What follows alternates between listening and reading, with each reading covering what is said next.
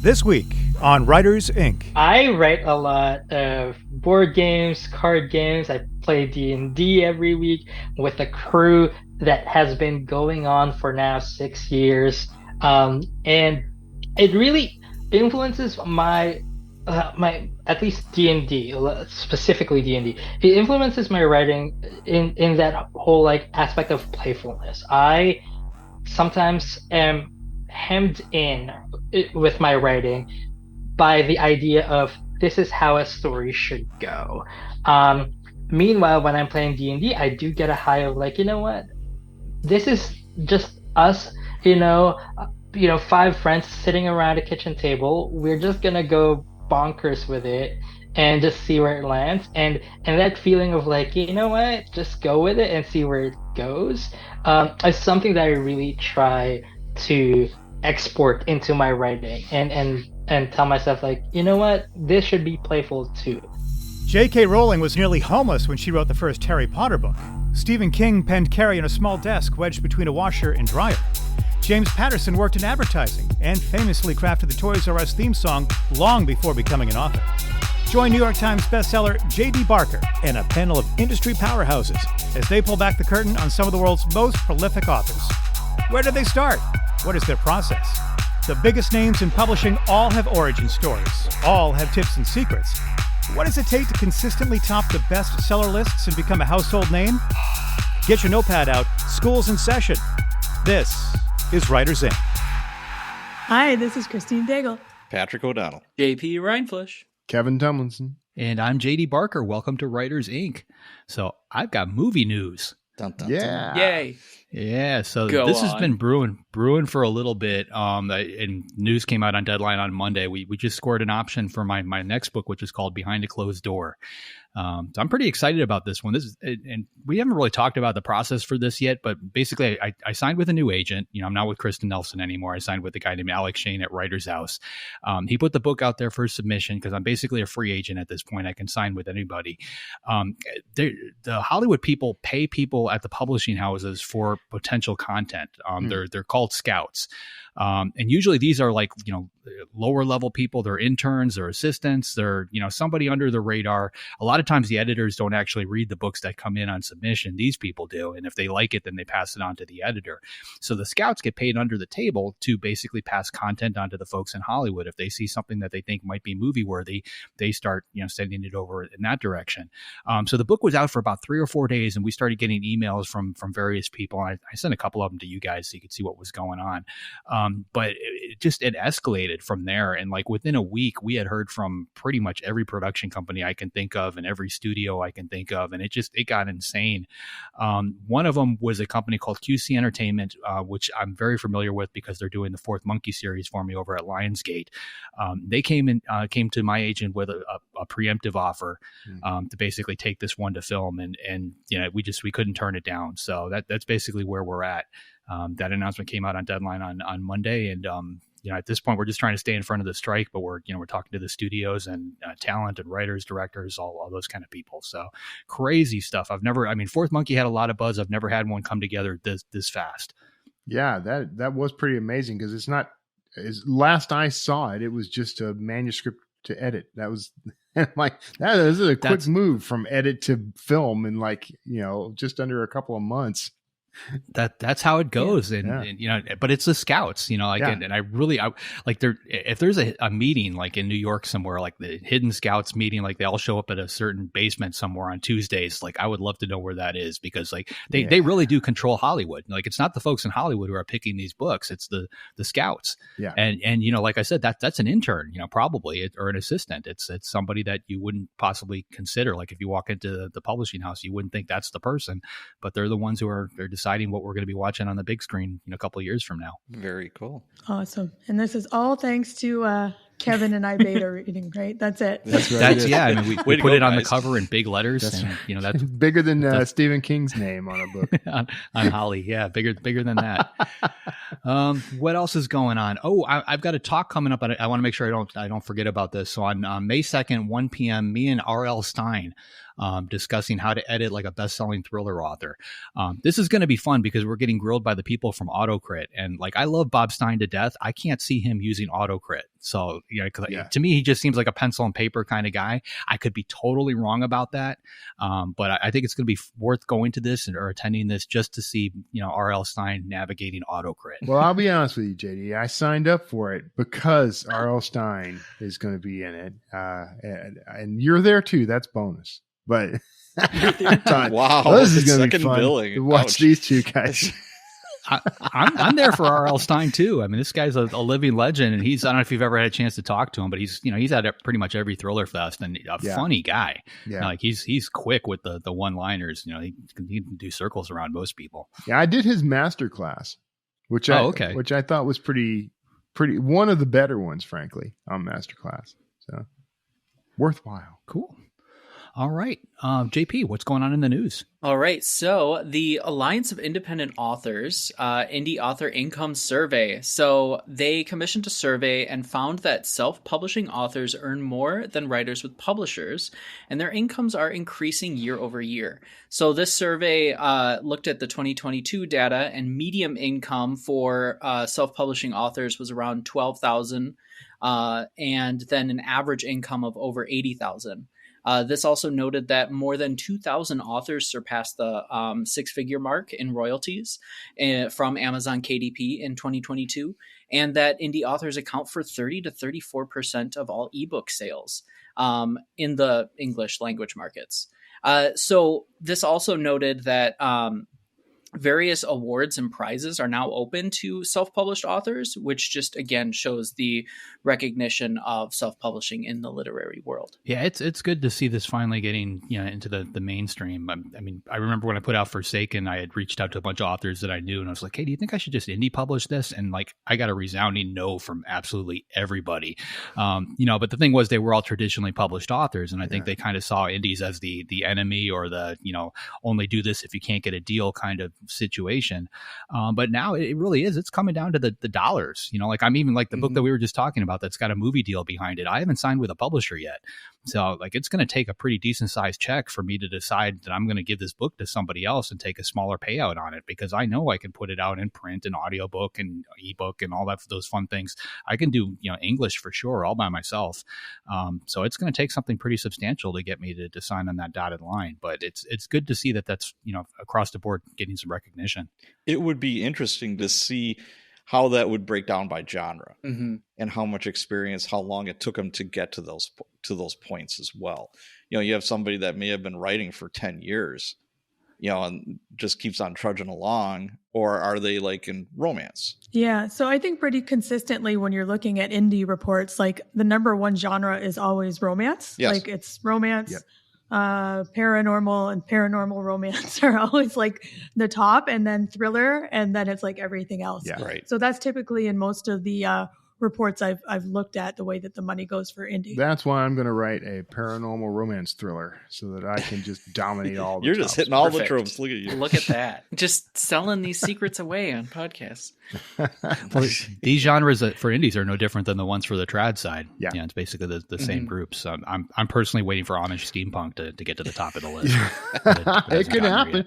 Michael Bunker, he's got that movie deal still kind of kicking around out there for Pennsylvania. It's a sci-fi Amish story, so who knows? That could kick off a way. But it's right around the corner. I like that.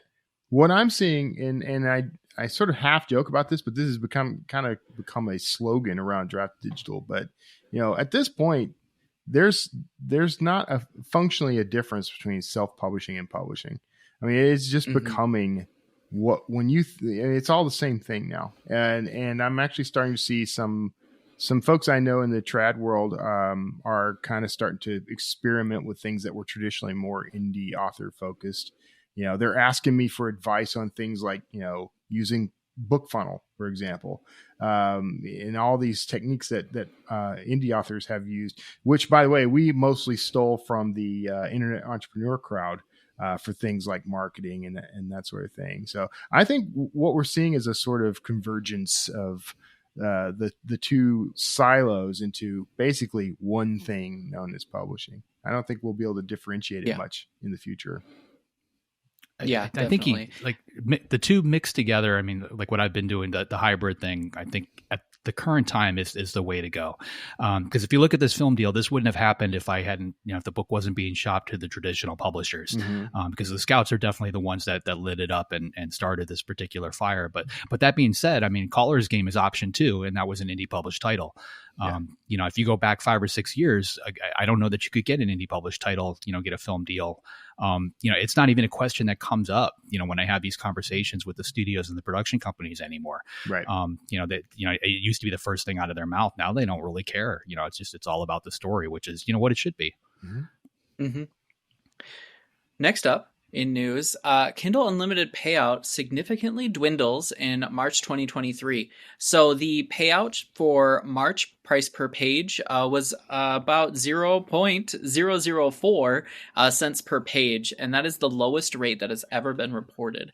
February 2023, it was 0.0044, and really it started from its original value at 0.005, which these numbers seem pretty, not that different, but at the same time, those numbers add up. And so Lindsay Buroker recently tweeted, and she's a self-published author, that she's planning on removing her titles from the program altogether. And she's a huge hitter in the Kindle Unlimited space. So hearing about that and just seeing that these numbers are decreasing over time, even as the KDP fund increases, I think that a lot of authors are beginning to question the value of this exclusivity with Kindle Unlimited.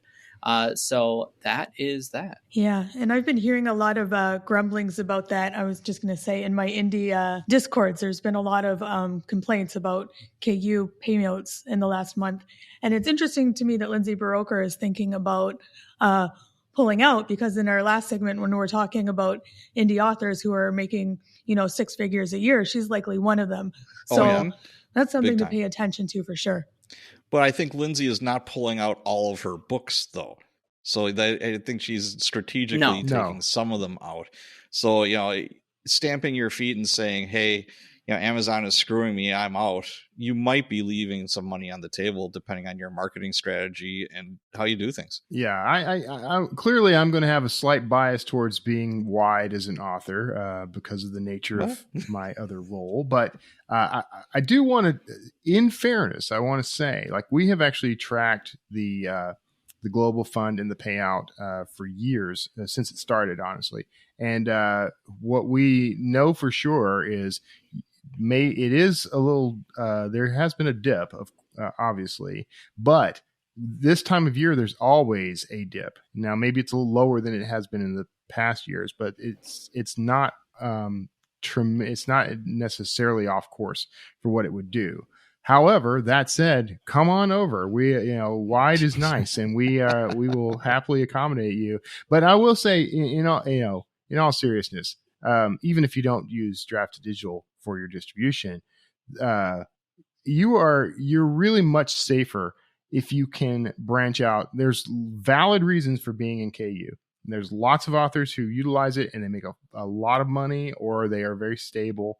But one of the hangups I've always had about Kindle Unlimited is when you're in that program, if you are exclusive, all you're doing with all your marketing time and dollars and energy is building up an audience that is only KU. Mm-hmm. And so when you do decide you're going to go wide, you end up having to start over from zero right from the start. So if you don't have your books out there available wide, yes, it's a slower growth.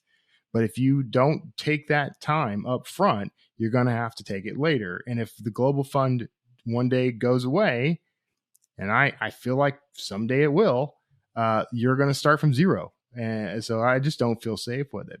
That's Kevin Tumlinson. That's also happens to align with the Draft to Digital philosophy. Go figure. But that's my take.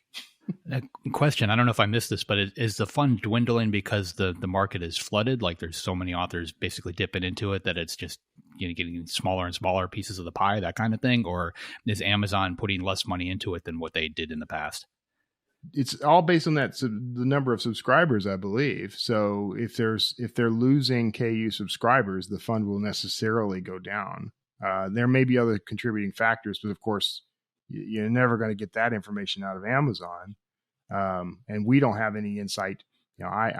We know quite a bit of what goes on behind the scenes, but I couldn't possibly say like why Amazon makes any of their decisions. So this could be as simple as like Kobo just came out with their own version of KU about a month ago. And maybe it's competitive. Yeah, maybe it's just a side effect of it, or maybe it's something. I think it's different. too soon to tell on that one personally, but it's anything's possible. But it's only been out for about a month, and I don't see how it could have had that big of an impact in such a short time. But yeah, my gut tells me that they're getting fewer subscribers as belts are being tightened because of our economy around the whole bend. My gut is saying that people are starting to kind of cut out what they see as unnecessary services, because we're also seeing a dip in books sold in general. There's been quite, we had that spike in 2020 and it kind of lasted us through about mid 2021. And then it's been sort of, drifting back down into like 2019 numbers. So, I think Amazon is probably going to be one of the first. They're the canary on that. Like you're going to see them doing some things to tighten up around their house before anyone else does, honestly. So we need another pandemic. We need to spark. Shut your damn mouth. Amazon has laid off a bunch of people, and so have a bunch of other big companies. So it would stand to reason that it's like, okay, well, if you're the author, you're kind of sort of like an employee of theirs. This is like a little pay cut. And, again, they're tightening their belts like everybody else. My kid's coming out of college, and he had headhunters from Microsoft, Apple, courting him, and now they're like, we're not hiring people, we're laying people off. Sorry. Here's the interesting thing about the parallel you just drew, though, Patrick, is think about it this way. Like you take a part-time job to help pay the bills, but that part-time job requires that you're not allowed to take any other job. And that's the impact that's having. So the whole exclusivity thing has really been that's really been a burr under my saddle for years. I was really kind of happy to get away from it. See, I did a job for 25 years where they controlled everything I did off duty, including employment. So I was exclusive to the city. Yeah, I couldn't go off and work somewhere else for years. And then if they opened it up a little bit, you would go through a mile of red tape, even for like a part-time 10-hour-a-week job. All right. Last in the news, get your drinks ready because we're going to talk AI. Oh, no. So HarperCollins is testing AI-generated content. So the CEO, Brian Murray, said the publisher is experimenting with generative AI for translated and illustrated book projects. So mostly like what they're saying here is, you can quickly create translation or images to help get your books to market more efficiently. And so their plan is to generate some first drafts of marketing copy, manuscript summaries, and some metadata for realtors, as well as these translations and illustrations. I'm just going to say, I called it. Well, this has actually already been going on. The funny thing is, like translators have been using AI to basically do the initial run on a book for a very long time now. And in IT time, so what, 6 months or a year, but if you're a translator and you got to translate a book into French, you're going to run it through some type of AI first to get that initial translation done. And then they run through it and kind of clean up, all the mistakes that the AI, leaves behind. And that's been happening for a while because it's faster. I think what we're seeing here is HarperCollins saying, you know what, we might be able to do part of this, if not all of it, in-house and not pay this person anymore, to actually do the work, which I guess is good business practice, but it's bad if you're on the flip side of that. But it does show you where a lot of this stuff is going. They're going to use this any way they possibly can to save a buck, if they can, and take advantage of it. Yeah, that's a really good point with the, they're already using translation, because that makes me immediately think of the Spanish translations of the Harry Potter books. That was more than a decade ago. And in one of them, it said that Hermione was embarazada, which is pregnant. So clearly it was either an error of a non-native speaker translating it or through some type of program, and it was just clearly missed. So I think that there's the potential that we may see more of that if you don't have a human behind it, just to do those checks and balances, especially for colloquial terms. But yeah, very interesting indeed. I feel like this opens up, honestly, what this is doing is pointing out the strength of AI, and it's not in replacing people in this process, but in assisting in making these things happen. And I've used AI to generate artwork for my book covers, but I haven't, none of them, I think, one or two of them are sort of straight out of camera. Like the image was great and I liked it, and so I used it, but most of them are just bits and pieces. And so it still required me to go and take, okay, I like this thing and I like that thing, I'm going to marry those in Photoshop. I think the same sort of thing is going to happen. You can certainly have the AI generate the book description or do the translation or whatever, but I don't think we're anywhere near the point yet where we can just blindly trust the AI has done the right job. Like, we're still going to have our meat computers go and analyze that and fix any mistakes they find. And I'm coining meat computer as of this podcast. So I'm curious, with the previous ruling on the comic book where they said that the artwork was not copyrightable, how, if HarperCollins is using that for art, what's going to happen with that? So I'm definitely interested in keeping an eye on that. If there's going to be rulings on that, if we're going to see changes, I'm not sure what's going to happen with that, but definitely interesting. Any significantly altered public domain work becomes copyrightable.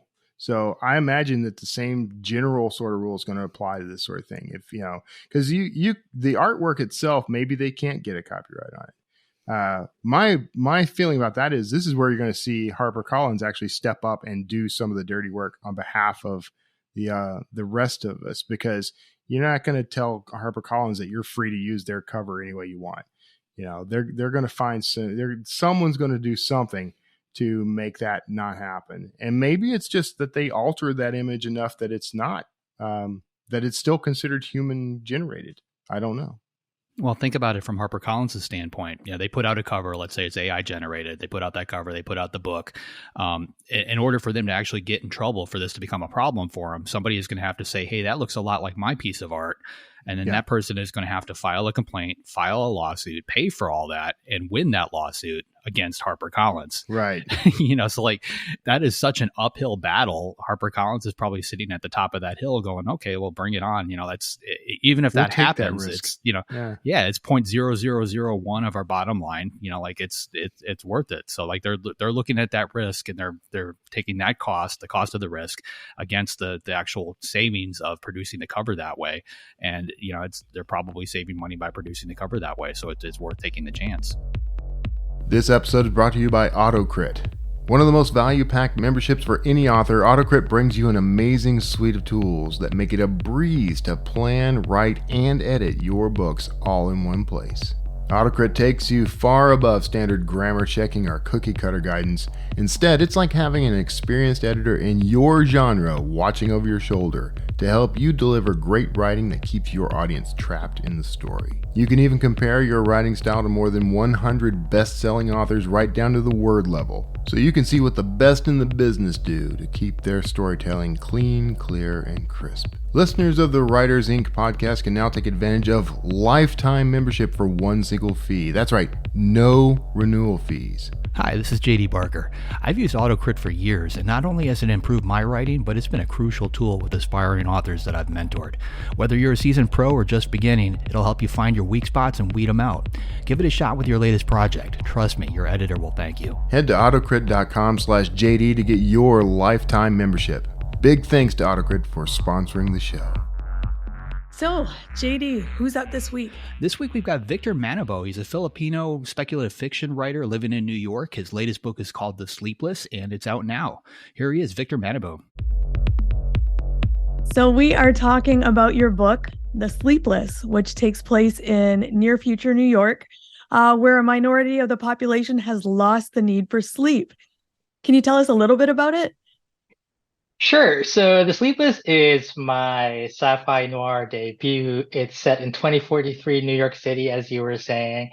I just thought, It's the city that never sleeps. Let's just take that as a premise and run with it. I also did have this kind of notion of, or at least a fantasy of my life being a bit easier if I didn't have to sleep, because I would have a lot more time to do, all the adulting things that one is expected to do. And so from that kind of like what if question, I just extrapolated and thought, okay, well then what if the rest of the world didn't require sleep? What is that gonna look like? And since I do live in New York, I thought, okay, let's put this all together and see if we can make a really nifty story out of it. And that's how The Sleepless was born. So I want to know, after spending all that time with that, would you be sleepless or not? Did you come to a conclusion? Honestly, I now can say that I would not want to be sleepless. And, I don't want to spoil what happens in the book, but just the idea of not needing sleep, and not being able to sleep, even though at first it was very attractive to me. I think in exploring the repercussions of that, I realized that, hey, maybe that's not such a cool idea on a personal level, and then on a psychological level, especially now that I have started my career as a writer, and now I have to kind of balance more things on my plate. And now I think I value sleep more. Oddly enough, writing this book converted me from a person who would want to be sleepless into not wanting to be sleepless. Yeah, I think we've all been like, oh my goodness, if I didn't have to sleep, I'd be so much more productive. But yeah, there's a downside to it too. Absolutely. And that's another thing too. I doubt myself now if I would actually be productive. There are certain characters in the book. Well, I do try to explore what sleeplessness looks like with different kinds of people in different walks of life. And we might think that if we had more time, we would use them in an efficient way, or in a way that would bring us more comfort, or would bring us more money, or would bring us more enlightenment or more fulfillment in life. And but there are some characters who don't, Yeah. and just like waste that time in the same way that people just waste time in general. And even the concept of wasting time is not necessarily fixed. What is an inefficient or an unproductive way to use one's time differs from person to person. Yeah. I think I would be one of those people that, like, I just fill up a project, takes as much time as I have. So if I have 2 hours, it takes 2 hours. If I have 2 days, it takes 2 days. Absolutely. I mean, I'm the same way with the stuff that I write. I feel like, oh, I'm not on deadline, then it's gonna take as long as it takes. Absolutely. So we became friends as part of the Sci-Fi crew in Pitch Wars. So could you tell us a little bit about putting the book through that mentorship program and getting your agent? What was it like working with your mentor? Absolutely. So, Pitch Wars, for those who don't know, is a mentorship program that is kind of like, I always explain it like it's The Voice, where you apply to mentors and they look at your work and they pick you, that you hope that they pick you. And then you go through this mentorship that lasts for 3 months, where a more experienced writer helps you refine, revise your manuscript. And at the end of the 3 months, there is an agent showcase where, the manuscripts get presented to literary agents. And you and I both went through that process. We It was a did. fun process. It was also like a little arduous, just because revising a manuscript in 3 months is a tough it's a huge ask that is not easy. And it was also, as far as I remember, in November, December, so it was during the holidays, which is already a busy time for everyone. um in any case, I was paired up with Rob Hart, who is also a science fiction thriller writer. Prior to writing science fiction, he was also heavily in the mystery and crime genre. And it was just a perfect fit because The Sleepless does marry those two things, science fiction and thriller elements and mystery elements. So I was very happy and almost in disbelief when he selected my manuscript and said, "Okay, yes, I want to mentor you. I want to help you polish the Sleepless." It was great working with him. He made it as difficult as it needed to be and no more. And I learned a lot. I learned a lot, and the Sleepless became what it is because of him in large part. Um, and then yeah, and then at the end of it, I got an agent, which is always great. Yeah, that agent showcase is nerve-wracking. It's kind of Oh like my just waiting to see what's God. gonna happen. Yes, because you kind of bare your soul to these industry professionals. For some people, it's their first time actually exposing their words, their written work to an industry professional, and that's nerve-wracking. I know it was the first time for me. I don't know if it was for you, but like I had never sent out a query before. I had the only industry pro that had actually read any of my work was Rob, who mentored me for Pitch War. So before that, it was like friends and family, really. Man. And then you debuted during a pandemic. Oh my So God, yes, the fun just keeps going. So I know that the supply chain shortage affected your initial release. Do you mind talking a little bit about that? absolutely. It was, interesting debuting in 2021. It was, the pandemic was not as bad, but it was still raging. Um, and it was kind of, I'm sorry, did I just say 2021? I meant 2022. I That's all debuted in right. No, 2022. no. It all is like one long day. It just That keeps is what the stretching on and pandemic on. does, right? Yeah. So it's interesting debuting in 2022 because at that point last year, the pandemic was a little bit of a known quantity already. We knew what the risks were, and we knew what, as a society, what was safe to do and not do in terms of launching a book and holding events, etc. So I was able to meet people in person in very safe circumstances, and I was able to do a lot of virtual events as well. I think being in this kind of pandemic situation allowed me to meet more people because of the rise of virtual events. So I'm very thankful about that. I think if we didn't have all these virtual events, I would not have met people from all over the country and all over the world. So I'm very thankful about that. But as you were saying, the pandemic, even though it started in 2020, my launch in 2022 was still impacted by the supply chain. I had delays in terms of when my book was going to be released. My release date got pushed twice. It was always an ordeal or nerve-wracking ordeal because it wasn't just happening to me, it was happening to a lot of other writers. It didn't matter if you were in sci-fi or you were a literary writer, you were doing nonfiction. Everybody in the publishing world was experiencing supply chain issues, getting their release dates pushed. The worst that I heard got their release date pushed 4 times. Some people got pushed off to a year after. And, if you're a writer, especially if you were a debut writer like me, like that's just anticipation building, building, building, and getting deflated every time, and that can be kind of a little bit soul crushing. But it all worked out. I did have a release in late August. I was very happy with how it all went, but in the moment and leading up to it, it was very nerve-wracking. Yeah. Did that impact like your book touring at all? Like not having paper copies, or what was that like? Thankfully, we had a team at Erewhon Books, my publisher, who was very nimble and very flexible in terms of, okay, so this is when we're going to schedule the events. This is when we are pretty sure that we can actually have the books ready and printed. And so we're going to schedule your events here. We're going to schedule a bunch of virtual events as well, just in case. So I was very lucky to be working with a team that knew that what they were doing and knew how to handle supply chain issues. And it wasn't the first time also for them. They've seen this happen, so they knew what to do. They knew how to pivot in case release dates got pushed. So I did get my events. I got in person, I got virtual events.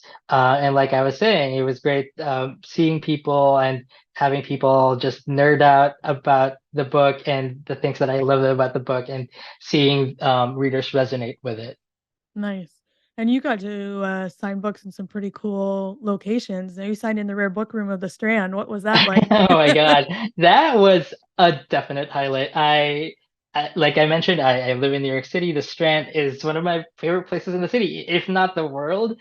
I've never really, until recently, never really imagined that I would end up there to launch my own book, my debut, at the Rare Book Room and have an event. It was honestly so surreal, and I will forever be grateful to the staff at the Strand, and not just the Strand, but like every other bookstore, indie bookstore who supported the book, but most especially the Strand because it's always been a dream of mine, and to have a nice book event and to have it there, it was just amazing. That's awesome. I want to talk a little bit more about your book. So, Mhm. sci-fi mysteries are a really fun and exciting mashup. What sort of tropes do you like to take from either genre and play with? Mm. Well, for me, it always is going to be on some level a mystery because I just love mysteries, and the tropes that I love about mysteries is the unreliable narrator, and you see that to some extent in the Sleepless, and I love it because it does pose questions of on the macro level, it does pose questions of storytelling and what stories are and what stories people tell themselves and what stories they tell other people and how there can be a disconnect there. Again, the stories that a person tells himself might not be accurate, and the stories that are presented to the reader might not be accurate. So that's like just like a macro level, interesting exercise for me to witness that unfold on the page. But on the level of mystery, it's a puzzle. It's a puzzle to know like, is this statement true or not? Is this account of what happened false or inaccurate in some way? And if so, what does that imply? What is the consequence if, he says he saw this, but actually he misinterpreted that or misremembered that?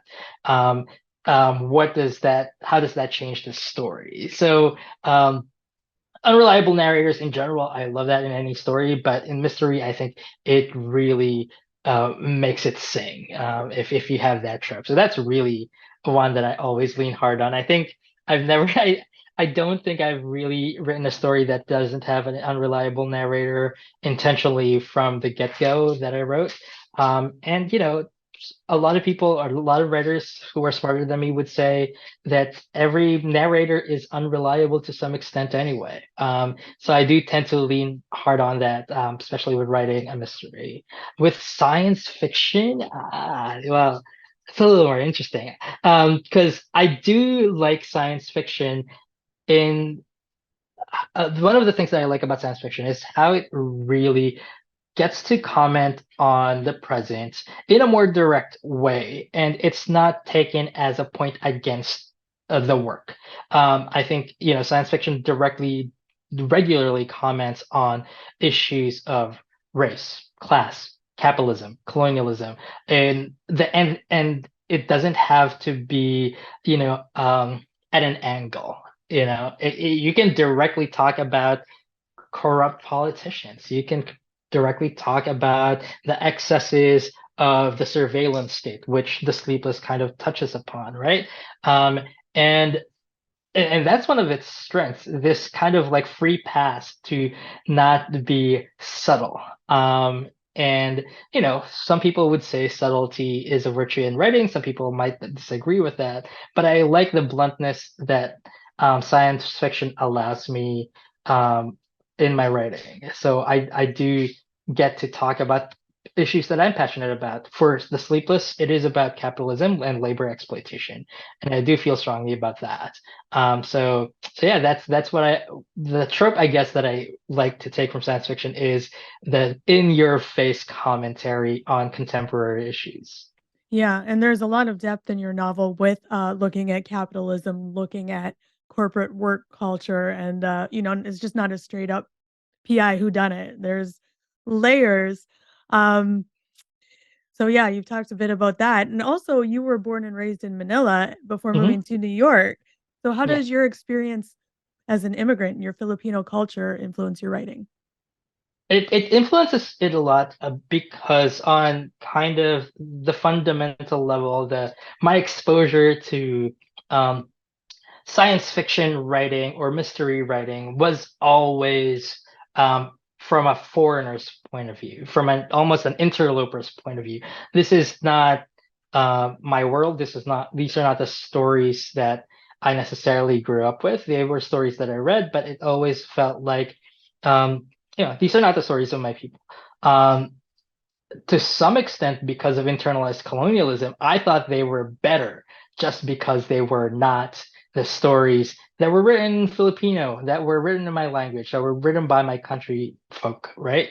Um, and now, as a person who is more aware of that internalized colonialism that I was talking about, I get to look at these works and think, okay, well, how would a Filipino do this if they were doing it? Because that's still how I identify. I identify as a Filipino, even though I'm here now and I am a U.S. citizen and I've been in this country for 15 years and I love the United States, but I still identify as Filipino. So in my writing, it's really I always have the question of okay, if there was someone who wanted to do Sherlock Holmes and this person was Filipino and wanted to set it in the Philippines and um, infusing it with our history and culture, what would that look like? Um, the Sleepless is not like that per se because it is set in New York. It is with a Filipino American lead character. But that is a question that I always ask myself. And so in my later works, the projects that I am writing now, it's always a question of like, okay, well, let's do an Agatha Christie, close circle mystery, but in the Philippines. How would that look like? What would that look like? I think it's important for me personally, and I think important for every writer to just interrogate their influences. And coming from that outsider influence allows me to interrogate, the canon or what we call the canon in whatever genre it is. Yeah. And I'm also curious how your queer identity and representation play a role in how you write stories. Oh well, that this is just a more fun and straightforward answer, which is I there will always be gay characters in my books. There will always be queer characters in my books, and if I can help it, all the books that I write will be majority queer characters. I think with the Sleepless, I managed to do at least half of the main and secondary characters were queer to some extent. The second book that I have coming out later this year, called Upward, is going to be majority queer characters. So it's just that is the most direct way that my identity as a queer person influences my writing. I also, going back to the question of my being Filipino influencing my writing, it's also kind of a personal project of mine to think about, well, okay, science fiction or noir crime writing, crime fiction traditionally does not have queer characters or does not treat queer characters really well. And although that has been changing in recent years, I want to build on that project. I want to build on that progress. So my way of doing that is just my loading it with as many queer characters as possible. Yeah. And I'm glad to hear Upward is coming out. I had the privilege of reading an early draft and it is Yes, you did. fantastic. So that is great And and news. and I was so happy that you were one of the early readers because I really got a lot of, I was inspired by your response to it, and you also had very insightful thoughts. I do owe you a debt of gratitude for helping me along with this project. Hopefully, we don't have a release date yet, but it's going to be in the fall of 2023. So in a few months, yeah. That was very kind of you to say, and I'm super excited to see it in print. So I want to ask something that a lot of newer authors struggle with. How do you juggle your day job as a lawyer with your author life? Well, that's a question that I think I have to renegotiate with myself on a daily basis. I have a process. I have, a very kind of strict adherence to my calendar, and that really helps me a lot. But that's something that might not work for a lot of people. I know that everybody, responds to task lists and calendars differently. For me, just setting aside a chunk of time to write, and it's not even every day. It's twice a week at this point.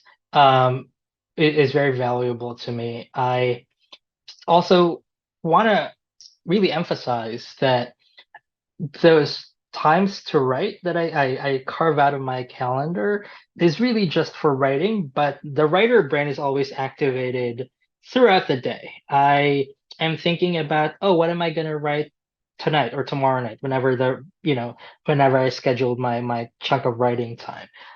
What am I going to write about? And I'm conceptualizing, or if I have some downtime on the subway, I might be on Wikipedia researching a kind of topic that I know I'm going to have to write about a little bit. So I'm doing brainstorming, I'm doing research, I'm, maybe spitballing with people on Twitter or on my Discords about, hey, I'm thinking of doing this to my character. Does this seem cool or not? So even though, and for a lot of people, they might not have a lot of time to just sit down and write. Just know that there are opportunities to do writing that doesn't look like writing, but is very, very vital to the writing process. Yeah, that's absolutely true. And speaking of things that are not writing but contribute to writing, you note that you play tabletop games. How does that influence your writing? I do. I write a lot of board games, card games. I play D&D every week with a crew that has been going on for now 6 years. And it really influences my at least D&D, specifically D&D. It influences my writing in that whole like aspect of playfulness. I sometimes am hemmed in with my writing by the idea of this is how a story should go. Meanwhile, when I'm playing D&D, I do get a high of like, you know what? This is just us, five friends sitting around a kitchen table. We're just gonna go bonkers with it and just see where it lands. And that feeling of like, you know what, just go with it and see where it goes, is something that I really try to export into my writing and tell myself like, you know what, this should be playful too. That whole playfulness kind of gets harder and harder to remember the more I'm into this journey of my writing career, because now it's a career and it feels like there's stakes. So I have to remind myself like still got to be playful, like fun and playful. So that's really one of the biggest influences. I mean, we one of our party members in D&D just decided to be the Lord of Hell. And we're like, yeah, sure, I guess you're a bard and you're supposed to be good, but now you want to take over hell? Let's roll with it and see where that goes. And it was fun. It was great. It was totally unexpected for the rest of the group, but we rolled with it. And that's kind of like the energy I try to bring to my writing as well. I love that because, yeah, stakes can make writing hard. And sometimes we forget to have fun, and fun can make writing a lot easier. Yeah, and not to say that I'm not having fun when I'm working on a deadline, but it's there is a satisfaction to finishing a draft or submitting your work product by a certain deadline, right? There is a reward there, at least for me, a psychic reward. But sometimes my best ideas are just like the gonzo ones that I didn't even consider. And that's the kind of fun that I feel like I'm missing sometimes. Yeah. And you also use card decks for story prompts. Can you tell us a bit about that? Oh yeah. I use this really nifty tool called the Story Engine, and it's basically a a deck of, well, five or several cards that help me with story prompts by giving me character ideas, setting ideas, and conflict ideas. If your listeners can check out, just search for Story Engine deck.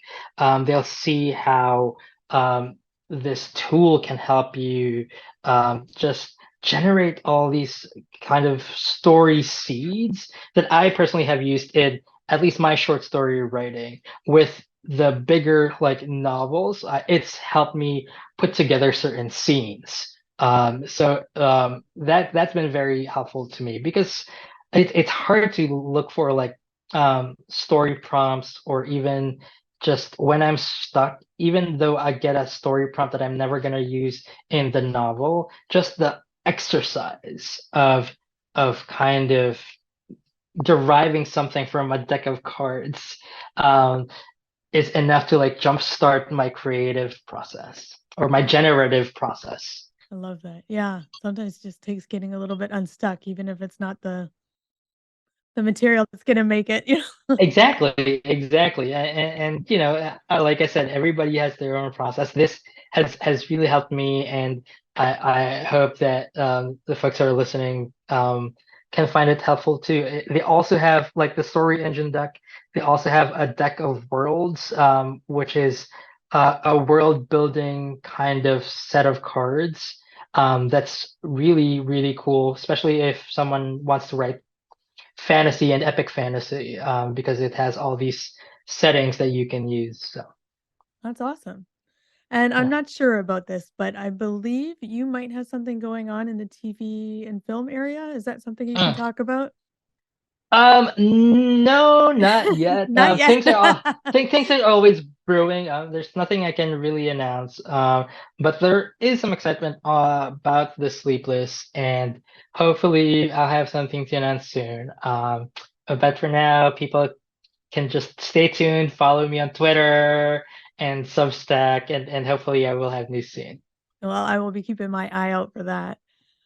So as we wrap up, I just have one final question. Sure. If you could offer one piece of advice to new and aspiring writers, what would it be? This has always, enriched my soul, helped me grow as a person, not just as a writer. And that's just to read widely.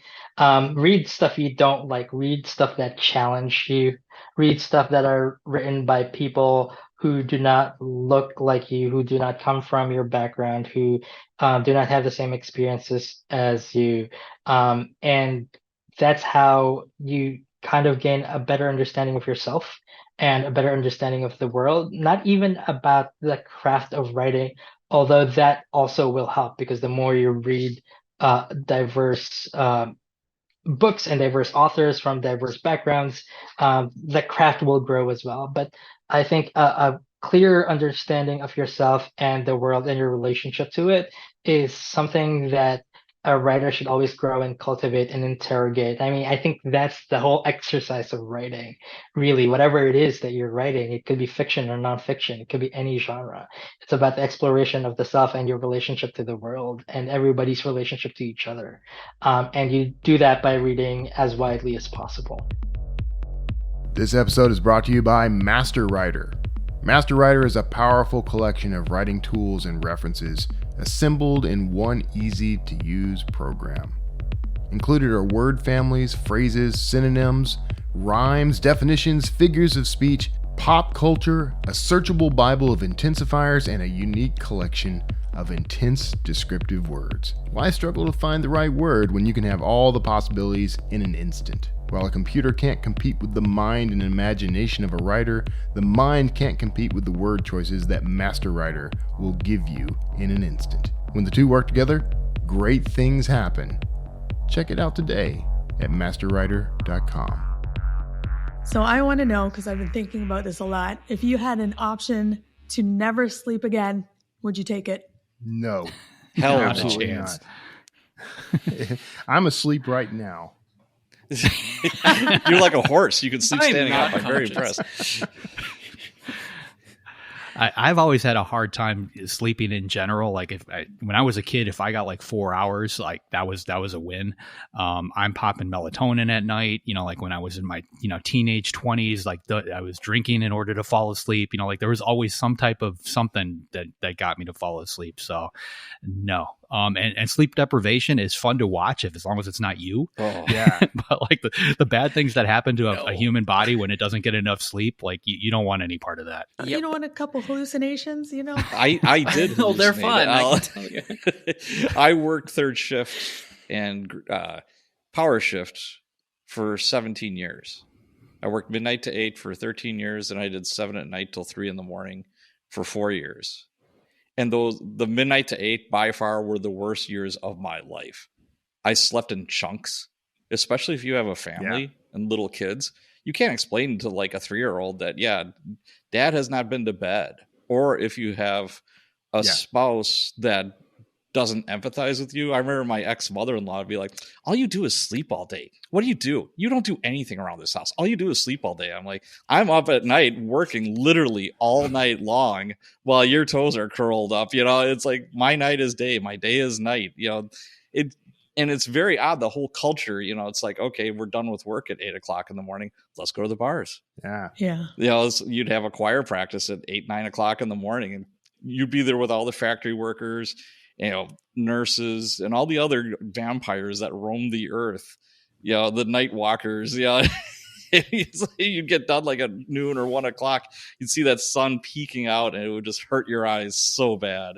It was just a screwed up way of living. I'm so happy I don't do that anymore. There's a whole other world out there after dark. When I worked back in the music business years back, like I would basically get done with my day when the clubs closed at like 3 or 4 in the morning. And that's when I would hit the grocery store and things like that. And like the people that you see wandering around the streets and grocery shopping, me being one of them at the time, it's a very different crowd than the ones you see at 11 o'clock in the morning. A normal day.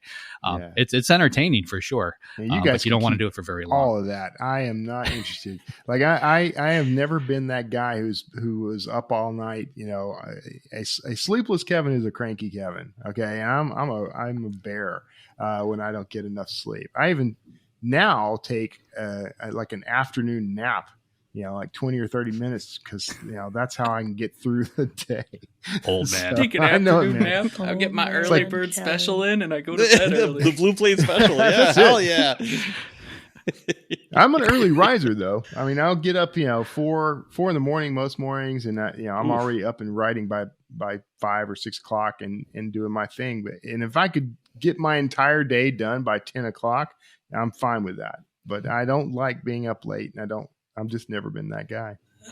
I have to get up at 6 for work, and it kills me because I'm a night owl. It's like, I don't like that at all. Sleep is my favorite thing in the world, and I only get enough of it on weekends. Well, don't you feel like you're missing something though when you're sleeping? Yeah. Yes. No. I don't. Yeah. I wouldn't say I'm missing it. I think maybe before the pandemic, I would have been like, oh, it would be nice to never need to sleep. But I found like during the pandemic when we couldn't go anywhere that I was like, oh, I'm going to do all this stuff because I just can't go anywhere. I'm going to, do all my weeding and have on top of anything. And I didn't do anything.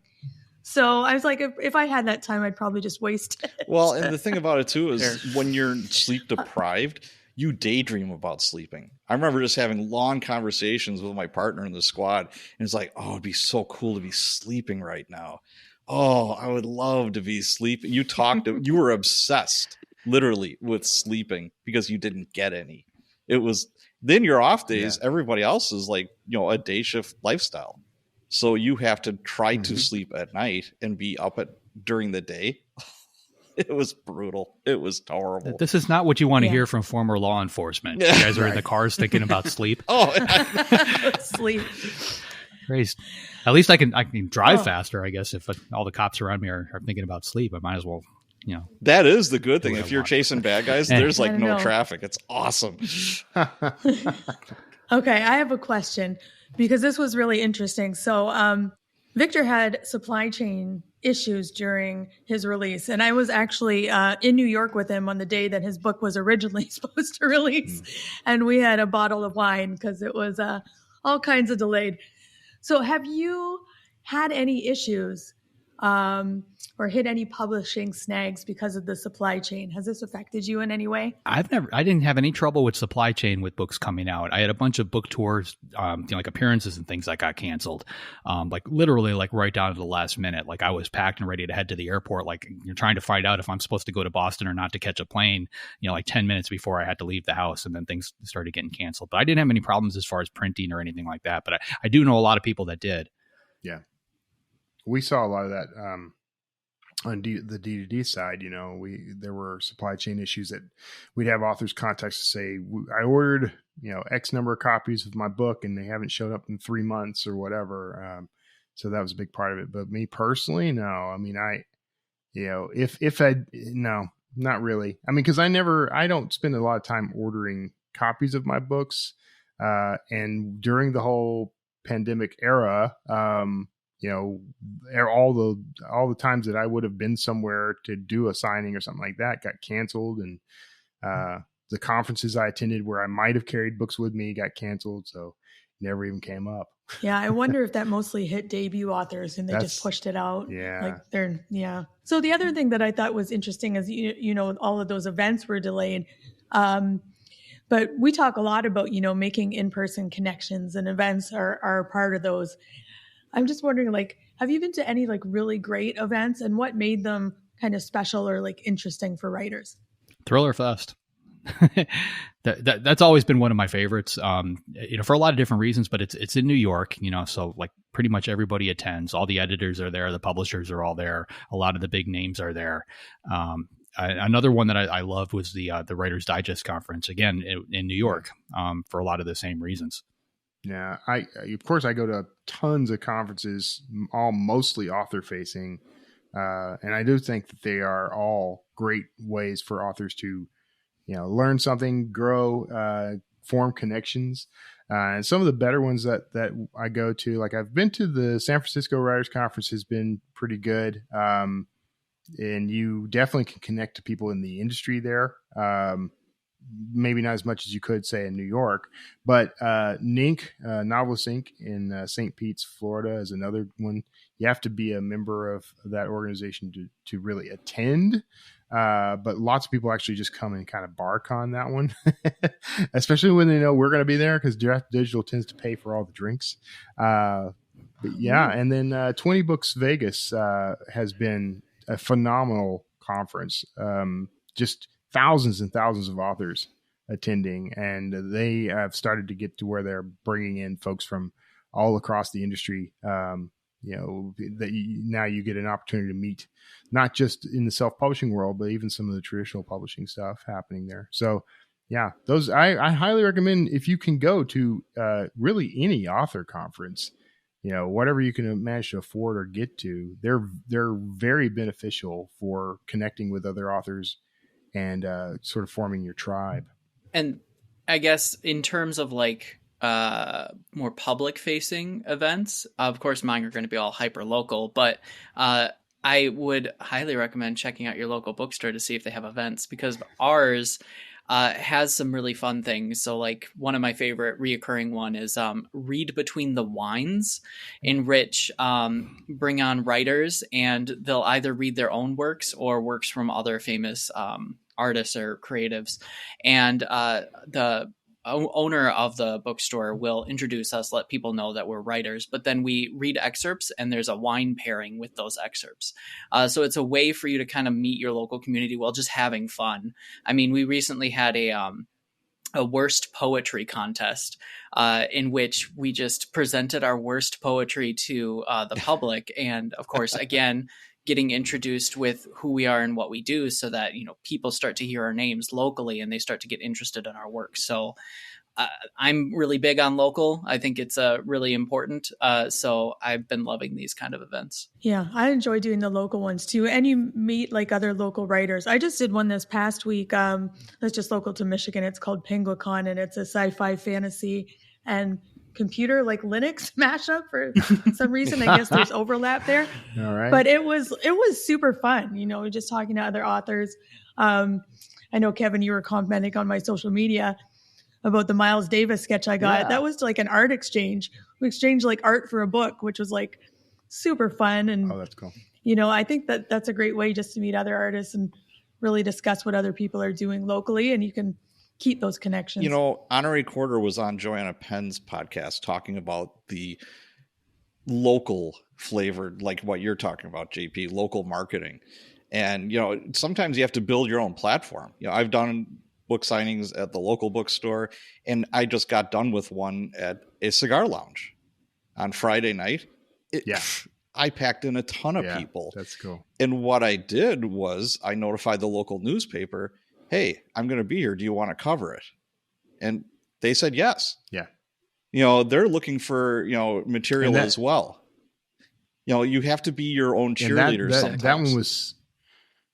That one was just unusual enough, I think, that would definitely get some interest. Like if you just said, hey, I'm at Barnes and Noble, do you want to cover it? Most newspapers, local papers aren't going to bother because there's always some author showing up at Barnes and Noble, and sometimes there's even a reader showing up at Barnes and Noble. But yeah, if you did something like at a cigar bar or something, yeah, man, I think that would be really interesting. You should look for those pockets, those creative pockets. Well, you make your own luck. That's the way I see it. And, it's like I brought a bottle of Patty Irish whiskey and a bottle of bourbon. It's like you buy a book, you get a shot. I have crime scene tape all over the place. Nice. You set up by the front door, and it's Friday night. There's a lot of foot traffic coming in and out. And they're like, oh, what is that? Blah, blah, blah. And before you know it, you're striking up conversations, and you build up your own posse. You let them know on social media. They're going to come out. I had cops that I haven't seen in years. Yeah. Just they wanted to support me. And it just grew from there. So it was great. I'll do it again. It was a ton of fun. Awesome. Okay. So, JD, who's up next week? Next week, we've got Melissa Blair. She's the author of A Broken Blade, which is the first book in the Halfling saga. Her latest novel is called A Shadow Crown and releases May 9th. So, Melissa Blair. If you'd like to be notified as soon as new episodes publish, make sure you go to writersincpodcast.com and sign up now. We'll see you next episode and have a great week of writing. Do you want to write crime stories that are accurate and believable, but lack first-hand experience in law enforcement? Join Cop Camp, the Cops and Writers interactive conference, and experience what real-life police officers and detectives do through hands-on activities this June 1st through the 4th at the Fox Valley Police Academy in Appleton, Wisconsin. Limited class size of 30 to 40 students ensures an immersive, interactive experience. Attend firearm simulations, drive a squad car, solve mock crime scenes, and use real CSI tools, and more. Register now at premeditatedfiction.com/CopCamp 2023 and take your crime writing to the next level. Thanks for listening to this episode of Writers Inc. Access the show notes and leave a comment at writersincpodcast.com.